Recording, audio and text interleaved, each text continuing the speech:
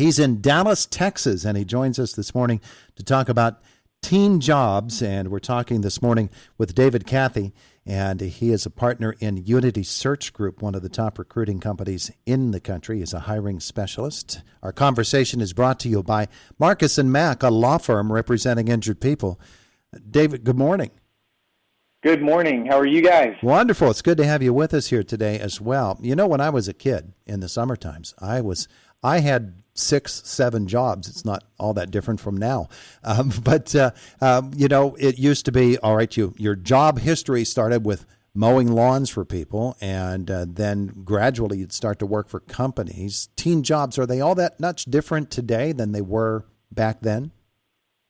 Yeah. Well, you know, what's crazy is in the 1970s, that was the height of teen employment in the summer. And it was kind of a rite of passage to adulthood. Mm-hmm. And fast forward to today, what we're seeing this year is the industries that are hiring are the industries that were mostly affected very early on and the greatest impact by the pandemic. So you're seeing hospitality, tourism, you're seeing restaurants, and you're seeing retail. And that's where the teens are really stepping up. And when we define teens, we define it as the 16 to 19-year-old population group. Mm-hmm. Mm-hmm. You know, it's interesting. A couple of years ago, we were talking about there are no jobs out there for teens because those jobs are being taken up by people who were laid off in other industries and by automation. We're not talking like that anymore. No, we're not. And what's really interesting is that, you know, since the 1990s, we've seen a steady decline measured by the Bureau of Labor Statistics. We've seen a steady decline in summer jobs. And it's been replaced by teens taking classes, doing summer schools, doing select sports, which is just seemingly taken over, and just laying out by the pool. And last year, teen employment was at an all-time low since the Great Recession of 10 years previous. And it had just wiped away 10 years of teen employment, crawling and clawing its way back into mainstream. Last year wiped it away, and now we're not seeing a clawing and crawling back. We are seeing it spike. Yeah, and the interesting thing is there are so many different factors behind it. What's driving it? Well, I think a lot of what's driving it is just, you know, what's been in the news over the past couple of months is we've got people who would rather sit at home in many cases and collect unemployment. And so it's caused a lot of these jobs to stay unfulfilled. And now we're in the summer months and teens can fill it. The other two drivers of people not taking these jobs has been, you know, maybe they've got some elderly people or they dropped out of the workforce altogether from what happened last year, or they haven't received a vaccine. And on the flip side of that, you've got teenagers who've been locked up in their house for over a year now, and they're ready to get out, earn a little cash, see their friends, and have community again. And we're seeing that increase spike. So teens are a much more motivated population right now. I think it's a much more motivated population by being locked up for a year. Either they're motivated or their parents are motivated to get them out of the house, back into a workforce, earning some money. And employers, you know, talk about motivation. Employers are really motivated in those industries that were mostly impacted by the pandemic.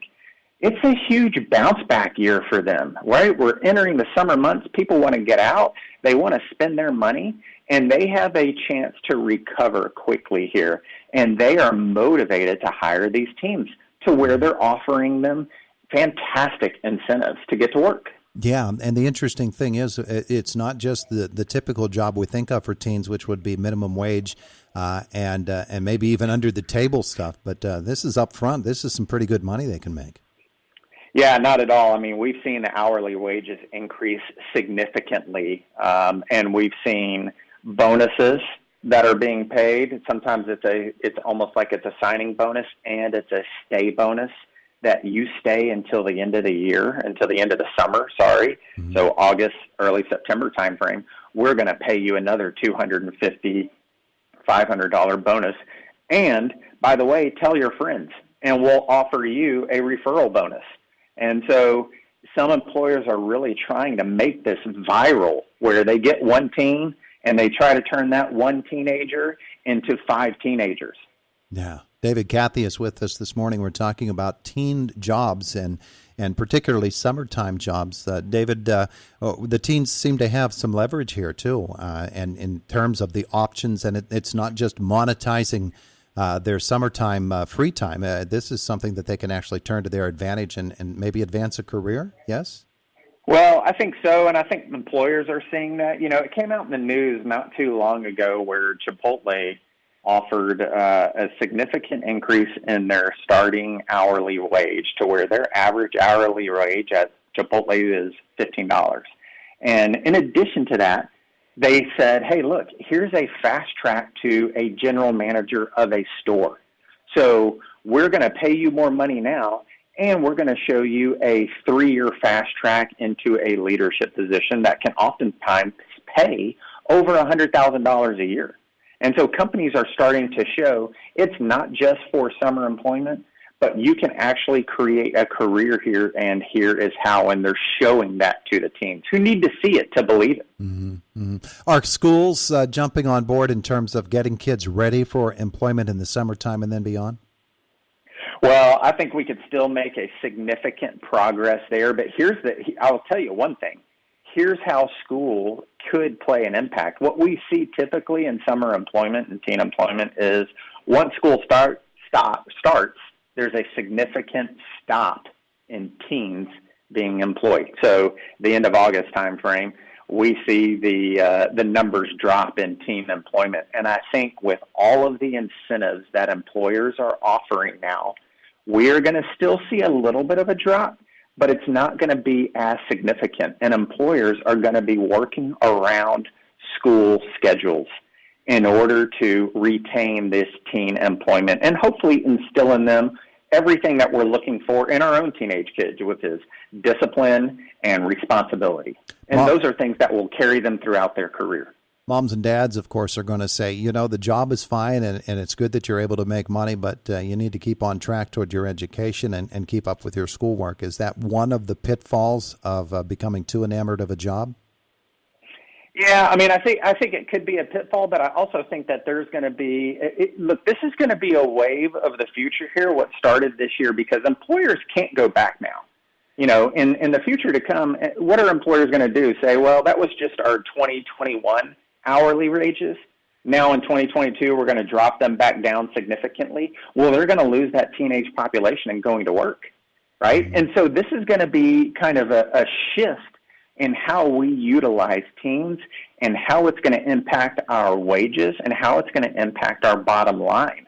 And I think there's going to be allowances on both ends, both the parents and the teenagers' end, in order to stay employed throughout a school year and perhaps create a career path for people where college isn't just the destination. It's not for them, and that's okay. And this can create a better living and future for that population group. David Cathey with us. So from the business owner's standpoint, what are the best ways for him to take advantage of this very, very eager workforce? Yeah, well, I think what we have seen here and has been extremely effective is the advertising on Facebook groups. It's been the advertising out front in the store because families are going back into restaurants. And it's being proactive in approaching those teens in those restaurants or in those retail stores. And then showing them, hey, look, here's our flyer. We have a sign-on bonus. Come work for us. And then by the end of the summer, you're going to get another bonus. So it's being aggressive. Business owners have to aggressively court and pursue teenagers. And who doesn't like to be courted? Yeah. And you being a hiring expert, you have a pretty good idea as well of whether or not teens are actually prepared for the responsibility of a job. Does that, I'm sure that as a teen gets more experience, and grows up a little bit, that those skills improve. But starting out, are they pretty well prepared? Well, I think business owners are really going to have to work on that end. And here's the thing: previously, in previous years, when there was plenty of people that were coming to work, if the team didn't work out or didn't do what you were saying, and you didn't provide any training, you just let them go. It was no big deal. Hey, look, we're going to let you go. It's just not working out. Now they need them. And they have to provide them the tools, and they have to provide them the training. So there's going to be a little bit more that's asked from the business in order to make these teams and train these teams the right way. And again, those things are going to be carried with those teams into their future career. It's really, really interesting how this pandemic has changed, and in this case has brought about a 180-degree change in all kinds of different industries. And in this one, we're talking about employment and employment of young workers. David Carey, thank you so much for being with us this morning. Appreciate it. Thanks, Todd. Have a great day. You too. It is the voice of Indiana County, WCCS 101.1 FM and AM 1160.